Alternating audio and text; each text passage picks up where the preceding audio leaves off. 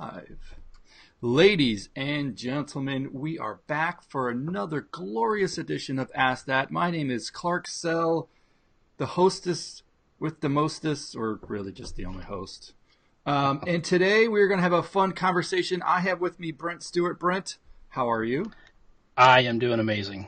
God bless you. Before we get talking about IoT and micro manufacturing and side projects and resistors and wherever this conversation is going to lead us, why don't you tell everybody who you are? Sure.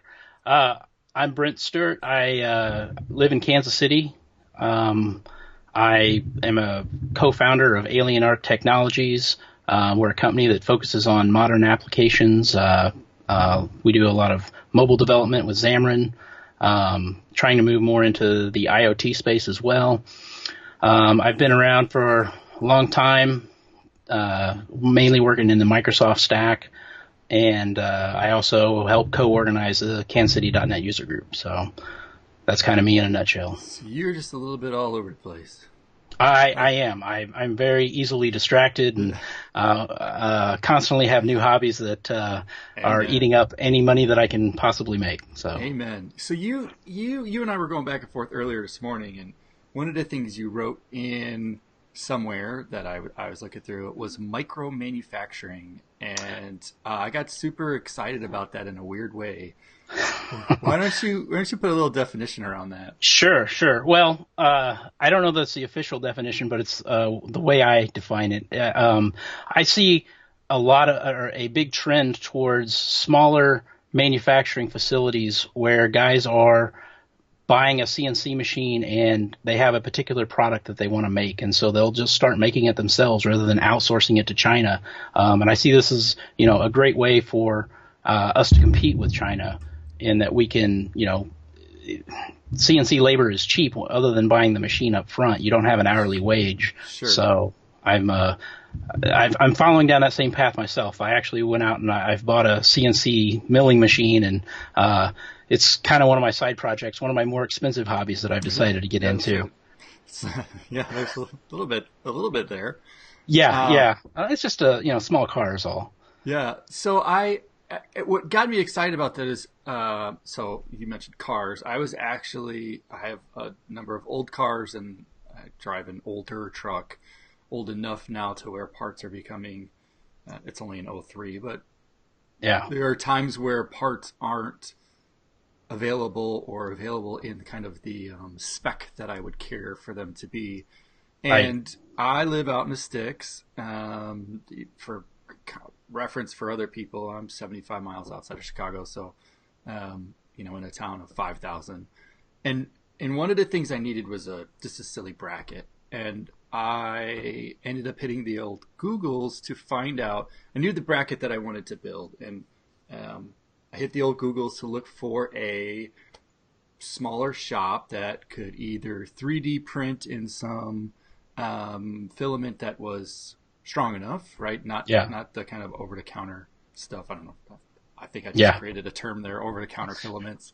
Right. Or CNC or something, but I wasn't, obviously I needed a one-off piece, and, let me do the design work and give me a cheap prototype that I can figure out and then print me one. And I ended up finding a number of small places that had, I would say, semi-industrial type devices. So maybe kind of the step up from the CNC machine maybe that you got, or that's kind of the couple $1,000 land to these are ones that are meant to be used, but yet not like that big Haas mill out a car. But I bring all that up because I was really, really surprised as to, even where I am, the fact that multiples had come up, which got me thinking, how many are really out there, and things like that then drive down our ability to get that kind of stuff too. So I'm curious your journey of got one, didn't have a smaller shop like that, or what Well, it's I've always liked creating things. That's why I got into software in the Sure. first place. Is I just love making stuff. But I also find software sometimes to be frustrating because what's the life expectancy of most of the products we make? Yep. It's 6 months if you're lucky. Yep. And I really like the idea of making something physical that's tangible that you can put your hands on, and maybe something that can last a generation or two, or if I can make something that's a little has a little more longevity to it. Sure. Sure. Um, so I've always been looking for projects like that, and one of the projects that I'm currently working towards is I really want to make my own pocket knives, Oh, kind okay. of as a hobby. And in order to do that, I really needed something that was going to let me cut metal with high precision. So Sure. I looked around, I watched a lot of YouTubes, watched a lot of guys do it, and so I ended up buying a machine. I still haven't made any pocket knives yet. I'm still, I've only had the What? machine for about a year. I was gonna say, But what's the hello world of a CNC machine? Is it a square? Is it like? I, I think it's the first time you run it and don't break something. Oh, So, okay. so Okay. and actually, the first time I ever ran anything, because I had researched it enough and watched enough videos, I actually was able to cut out my first part without breaking anything. Okay. I've since made up for it quite a bit. Sure. Um, but it's always fun to hear that weird noise it makes, and then the snap, and then you go, oh, that was a $40 tool that just broke. So. Yes. Yes. Um, but yeah, so that's kind of the journey that got me into the machining, and I follow a lot of people on YouTube, and like I said, there's this whole subculture out there where guys are doing this, and they're just opening up these little shops, and a lot of them are just making their own products. They don't want to outsource to other people. They have an idea and they want to create it themselves. And with social media now, they can get a good following, and find their audience through social media. It's really interesting where it's going. Sure. So let's talk a bit about your journey of the thing that you got. I'm curious, like, if you were to distill down the hours of research and the hindsights being 2020, what did you get and why? Sure. So the machine I ended up going with is called it's a Tormach is the brand, and I got the PCNC 770. Um, Really, there are only a couple of options in the price ranges that I was looking at. So, um, given any amount of money, this is not the machine that I would have chose. Sure. Uh, Sure. but the other option was really to just build my own machine, which I've done a lot of in the past. I built my own 3D printer before 3D printers were commercially available, Okay. and it was cool and everything. But I really didn't want to spend all my time making the machine. I wanted to make stuff with the machine. Yeah. Yep. So I finally, after a lot of convincing, got the wife on board and got the approval to spend the money, and then went out and made the investment. And it hasn't paid off yet, but I'm hoping that eventually Sure. it will be an investment more than an expense. Sure. Is the machine that you got in terms of like maintenance and replaceability? I mean, you look at some 3D printers and you're kind of stuck in. Well, I'm switching gears to a 3D printer, but Right, right. in some 3D printers you get kind of cheap land. You can't kind of replace parts when parts need to be replaced or upgrade. This, that, and the other. Yeah. Well, Versus CNC machines, you have like the X. I mean, I guess I would consider like the X carve kind of the end right, barrier to entry, and then sky's the right. limit. Right, yeah. So one of the reasons I went with the Tormach is that they've been around for a while and that they have parts for their machines. And one of the nice things about this machine is that it is mostly off the shelf parts. So even if I Okay. didn't go through Tormach, I could probably find most of the parts, for the machine itself. Um, but Now, when you say off the shelf, are we talking Amazon, Home Depot, or specialty type shops where you get tooling for CNC stuff? I'd probably have to go to more specialty stuff, Okay. maybe steal parts off of other Chinese mills or whatever. I mean, ultimately, this is a Chinese mill that's put together here in America and quality control checked here, but Gotcha. it Gotcha. is ultimately a Chinese mill. Okay. What? And then let's talk about the material that we're going to feed into said Sure. mill. where, what are you getting that kind of stuff? Well, I've got a couple of local steel distributors here in town. So the machine can cut plastics, aluminum, steel, titanium, pretty much any material. You just have to run it at a little slower. You got Sure. to find the right feeds and speeds, and that's really one of the hardest things to figure out when you're learning this stuff. Is how fast should I be spinning this bit to go through this metal, and how hard should I push it without breaking stuff or Sure. clogging it up. But yeah, I buy most of my material locally unless it's a specialty material. Some of the knife blades, the knife steels, and then titanium I order online, and I can get the pieces that I need online. I'm mostly working with smaller pieces. My mill only has an envelope of 16 by 8 by 8, I think, or something like that. So I'm Okay. not going to put an engine block up there and mill on an engine block. That's too But bad because I was going to send you some CAD files. yeah, but for most of the stuff that I'm wanting to do, it's plenty big. What so then what do you use on the software side? What's the design? I'm currently using AutoCAD's Fusion 360. Okay. So, and it's an amazing deal. If you're using it for hobby, they let you use it for free. Okay. And up until you make more than $100,000 a year, I believe is their cutoff, then you need to start paying for it. Okay. And even at that, the pricing that they have compared to their competitors out there, it's still an amazing deal. So, And but that, it's the full CAD and CAM software, so I can both design the product and then the CAM side is for the tool paths for the machine itself to cut it out. I plan all okay. those out, like what bits to use and what speeds to use and the order of operations and things like that. Okay. And that same suite, if you will, of software, that's also the same stuff that you can run a lot of 3D printers too, right? Yeah, you could. Yeah, you can export it as STL files, I think, and I have not used it for that much. My 3D printer's been gathering a lot of dust lately, but I actually busted it out a couple weeks ago and just started getting it back into shape. I've been getting the itch to want some 3D printed stuff. So, I was gonna say you gotta make some soap dish holders or something. I mean, come on. well, and that was always the challenge when I first put the 3D printer together. It was like, okay, now I've done this, and I've Right. printed out these 5 little designs that everybody prints out. Now what? What do I do with it? It's cool to show off, but what's the practical use? Yeah. And I've seen a bunch of projects lately, and I'm like, oh, that's actually very practical. I need to look at doing that. Sure. Sure.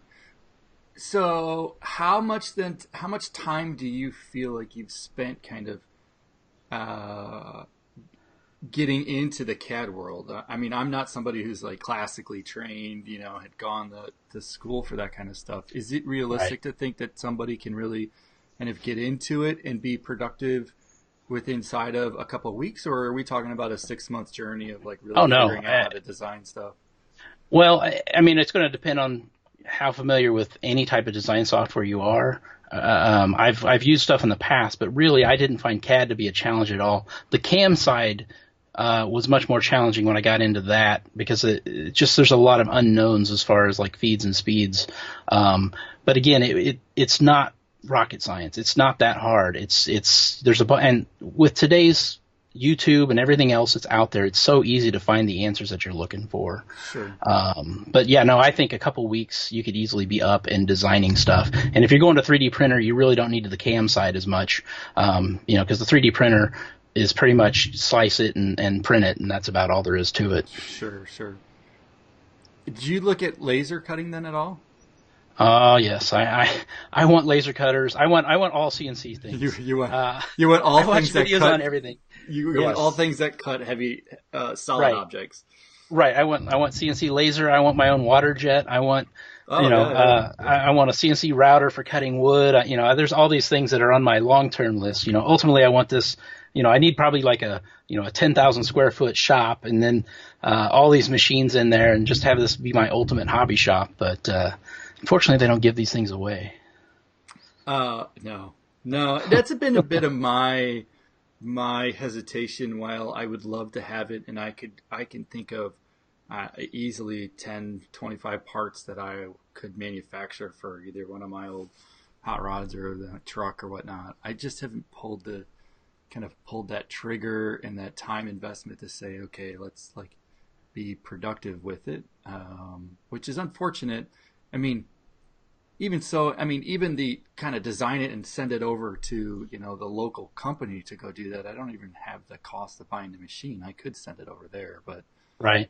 I don't know. It feels like you're being disingenuous to yourself. It's Yeah, I don't know. I've not done any of that, but I certainly, if you have a specific part in mind, I think, that sending it, outsourcing it like that to a local shop is probably a good idea or a good, yeah, good option for you.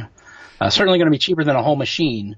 yeah, But if you do a lot of parts, I'm guessing, any type of one-offs, they've got to figure out their setup and a whole bunch of, cam and all that stuff. So it's probably going to be pricey to do one-offs. yeah, yeah, So you yeah. need to find a group of people that want the same part and then do like, a mass drop or something where you get, 30 or 40 people that all agree to it and then send it out Yeah. to a shop and have it done in a little larger quantity. Yeah, yeah, and you obviously have the maximizing, whatever your material you're using is, paying, I don't know, by plate or by whatever this Yeah. stock item is. Um, what's been, what's then been, hindsight being 2020, what do you wish you would have known then that you know now? Uh, I don't have that many regrets. My biggest regret would be that I didn't have an extra $30,000 to put down and actually buy like a Haas. Because I think ultimately that's where I will end up. Hmm, And they do hold their resale value pretty well, so I'm not going to lose a sure. whole lot in the exchange. But I think ultimately, like I don't have a tool changer. I still have to manually change tools between every operation. Sure. I didn't buy the enclosure, which was a big mistake. I built my own out of like shower curtains and PVC just Okay. to save like $2,500, and it's Yeah. just so messy to work in it right now that now Sure. I'm looking at either building something or buying something for it. Um, and I just think long term, it is a hobby grade machine, and I don't think if I ever find something that I'm doing production work on that I'm going to be happy with it. But I think it will let me learn, and it will let me get to that point that I can say, oh, okay, this is viable. I can afford to go out and buy this bigger machine. Yeah. Yeah, I was gonna say, like, what do you consider the line there of like hobby versus professional? I mean, it's easy to kind of think in the big scheme of things of like I need a Haas machine because I'm gonna go cut a rim for a car versus Yeah. I'm gonna make 100,000 units of a pocket knife. Like, where's the line there? Is it just time? Is it Well, I think, yeah, I think ultimately it's time. So I call it a hobby machine. I think Tormach themselves call it, a hobby CNC mill, but there are a lot of guys out there making money with their Tormachs. I mean, you can get a tool changer for it. It will still do everything that the bigger machines do. It will just take longer. So, when you get into some sort of production, if you're really limited on, by the amount of cut time that you've got, then you're going to want something bigger because it's going to start costing you money to be sitting there running at, 20% of what you could be running at. sure? Um, any like advice then for people looking at getting a CNC machine? Like, what would be your how do you go shop for one? Well, I think I'd say the first thing is make sure you know what you're wanting to do. And once you know what it is you're wanting to build, like, so if you have an idea for a part, a singular part, Sure. or a few parts, make sure that any machine you look at can handle that part, whether it be the type of material or the work envelope, make sure that it fits, excuse me. And then do a lot of research. There are starting to be some competitors to Tormach out there. When I was buying, there wasn't what I considered a viable alternative. There's a Skyfire out there now that I've seen some guys buy, and they seem to be pretty happy with. It's in a similar price range. But the best, the biggest thing is just do your research and make sure you know what you want before you go out and get it. Because too many times I think guys go out and they have this grand idea of what they need, and then they settle for something smaller, and then they're 6 months later they're trying to sell it and buy something bigger. What would you say is the when to get a 3D printer versus when to get a CNC machine? Well, everybody should have a 3D printer, right? So I mean, with the Everybody price should have points all they of these are, things. well, true. Um, Yeah, I mean, it all comes down to the material and the quality of finish. If plastic cuts it for you and you're not Okay. worried about super high quality, Although some of the 3D printers now are, Yeah, the finishes are coming out yeah, pretty good. Um, but if you're needing to work with metal, there's really not an yeah, yeah. option.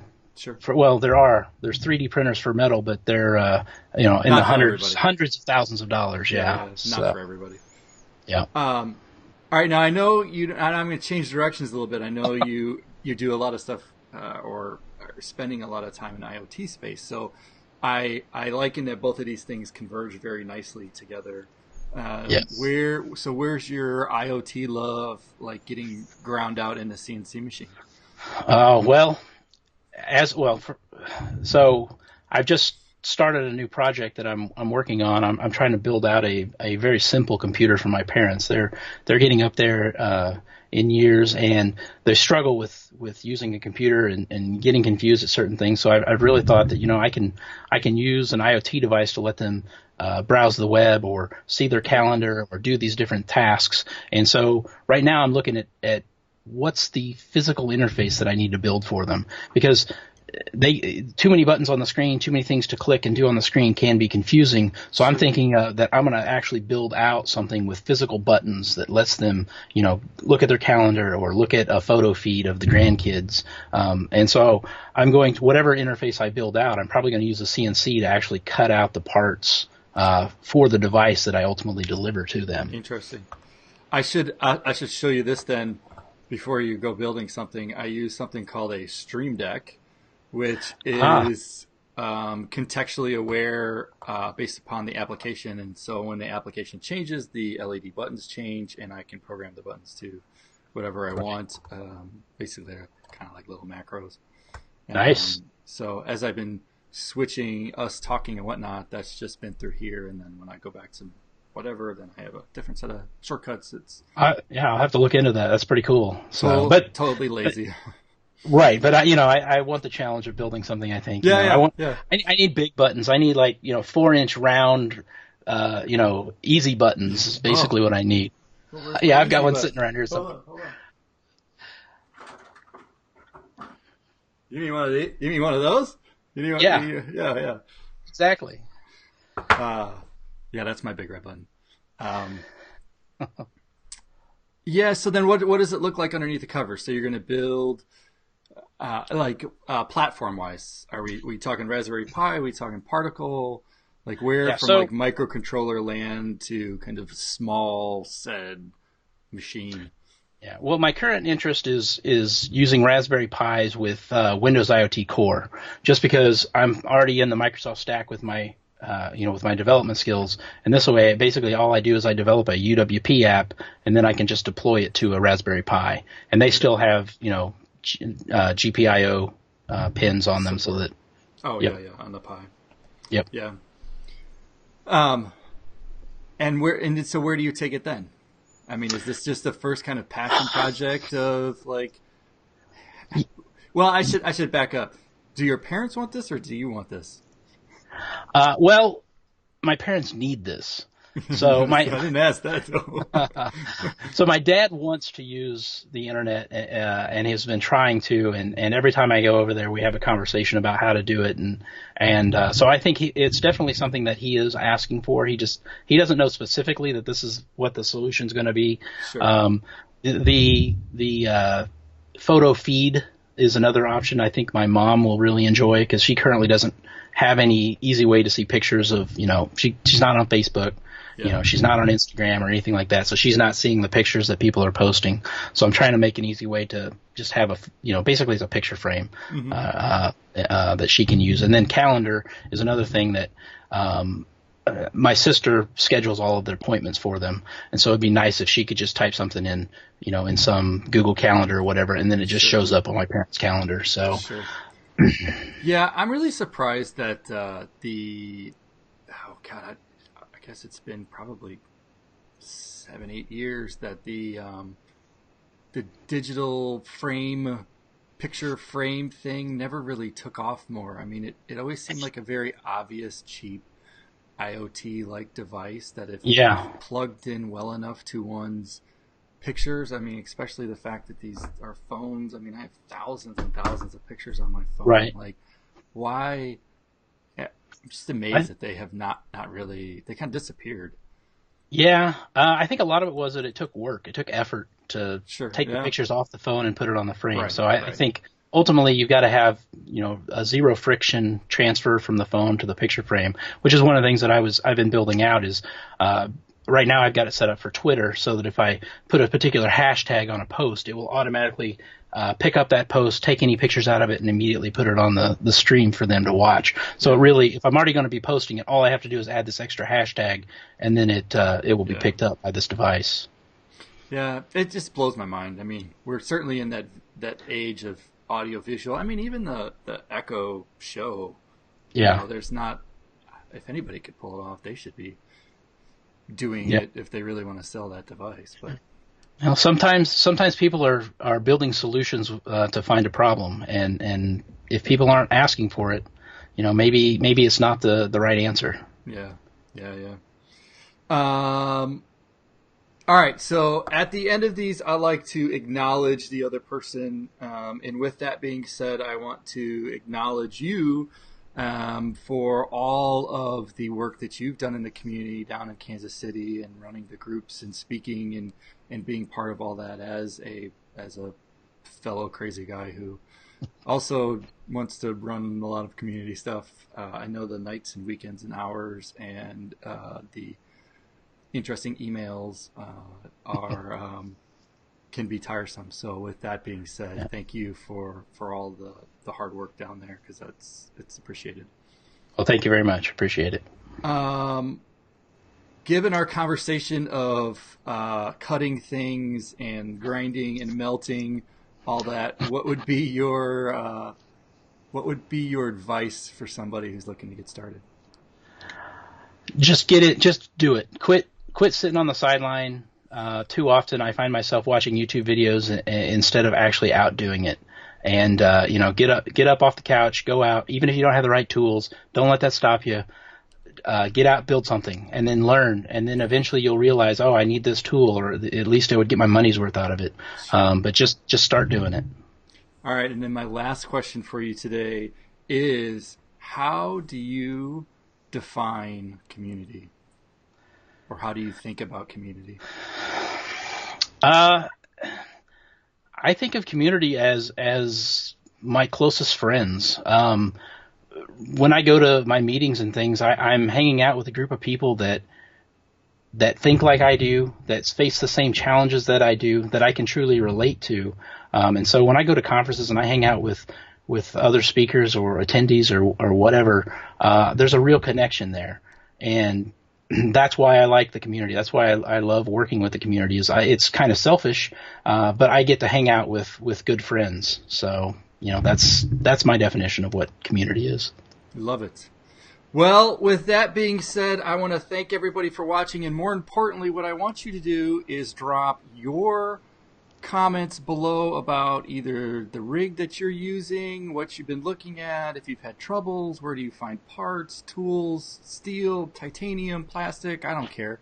Help everybody else kind of start in on this journey. Show us some pictures of the stuff you've created. Give us a thumbs up. Brett, where can people find you? You can find me on most social medias, Brent E. Stewart, at Twitter, or at Brent E. Stewart at Twitter, Instagram. And I have a website. You can find me on my website. I blog occasionally at brentstewart.net. All right. I will put that below. We'll put some links to some CNC machines and whatnot in the description, so feel free to check them out. And it was a fantastic conversation. I'm going to try to not spend money the rest of this day because I already have a laser cutter picked out, Oh, yes. multiple 3D machines I've looked at, but the CNC is kind of the one that I really, really wanted. So that and a TIG welder. I've got a MIG welder. I have a TIG welder picked out. I would like to cut some parts and weld them together and slap them on my truck. So going to hold back. Yeah, keep telling yourself that. Yeah, I know. Yes. Well, thank you, sir, for the conversation today. Thank you, everybody, for watching, and we will see you next time.